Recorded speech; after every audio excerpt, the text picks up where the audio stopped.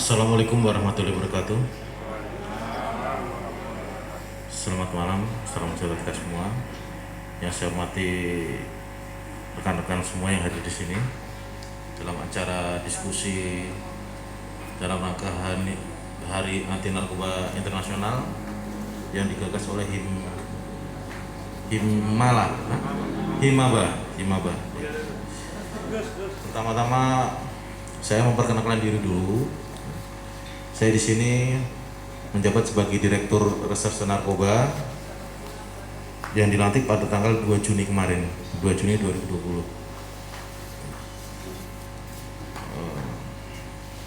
Kemudian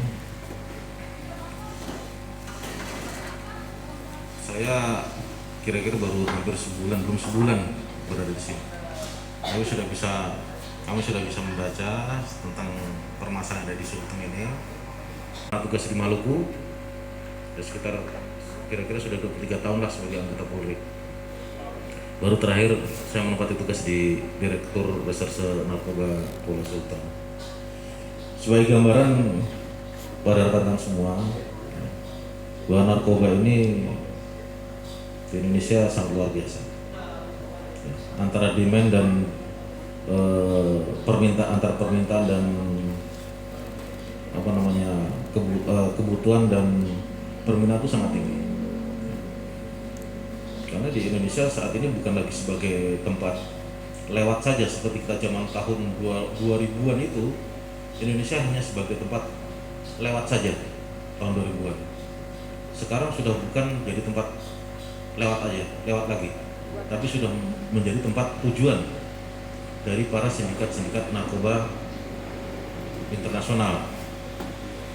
Sebagai gambaran lanjut bahwa sindikat internasional ini bukan hanya dari satu negara, dari beberapa negara, dari wilayah Jazirah, Timur Tengah, dari RT, dari tiga segi emas, yang masalah narkoba yaitu Thailand, Kamboja dan Myanmar Pak ya. Saya lupa satu yang ketiga. Itu semuanya menuju ke Indonesia. Tidak hanya lewat untuk sampai ke Australia, tapi semuanya menuju ke Indonesia. Saat ini ya, jadi begitu luar biasanya narkoba ini masuk ke Indonesia. Serangan dari luar untuk masuk Indonesia, masa narkoba ini sangat luar biasa. Karena ada kebutuhan dari masyarakat yang sangat besar untuk itu. Di mana ada kebutuhan besar, pasti pasokan juga akan besar. Nah, ini makanya bentukan-bentukan seperti Himaba ini memang sangat dibutuhkan oleh kita semua. Karena pemberantasan narkoba ini bukan hanya berbicara kita menegakkan hukum saja, bukan berbicara masalah itu, tapi berbicara dari pencegahan sampai dengan rehabilitasi. Bukan hanya masalah tangkap orang, dihukum, selesai. Karena kan tahu bahwa untuk Polda Sulteng saja 2019 itu untuk laporan kasus yang kita tangani sudah hampir 500 kasus 2019. Itu kalau dibagi 12 bulan kira-kira sebulan berapa? Berarti sehari itu ada satu atau dua kasus yang ditangani oleh Polda, seluruh jajaran. Betapa luar biasa, berarti tiap hari ada. Tahun 2020 sampai dengan hari ini itu hampir 300 kasus yang ditangani seluruh jajaran, Polda, Polres, Polsek. Bayangkan saja, berarti dalam hampir setahun ini, sampai dengan hari ini, berarti ada 2 kasus yang ditangani oleh Polda dengan tersangka rata-rata di atas 500 orang.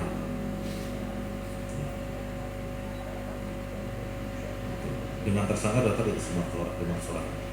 Dari barang bukti yang ditangkap saja, data yang saya dapat itu tahun 2020 ini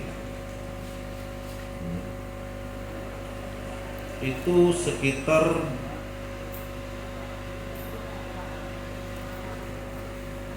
5 kilo, ya 5 kilo.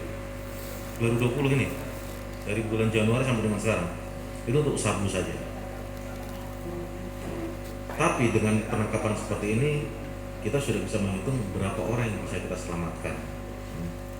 Ini makanya di hitungan kita ada seperti itu. Kalau ada tangkapan seperti itu, kita juga menghitung referensi Pak ya namanya. Ya. Itu. Yang terselamatkan itu sekitar, kalau kita hitung sampai tahun 2020 ini sudah sekitar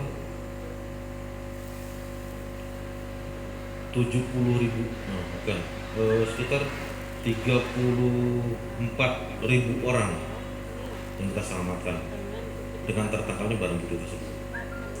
Nah, yang perlu jadi pertanyaan, kenapa kok ini selalu beredar, selalu banyak dan lain sebagainya, kan begitu?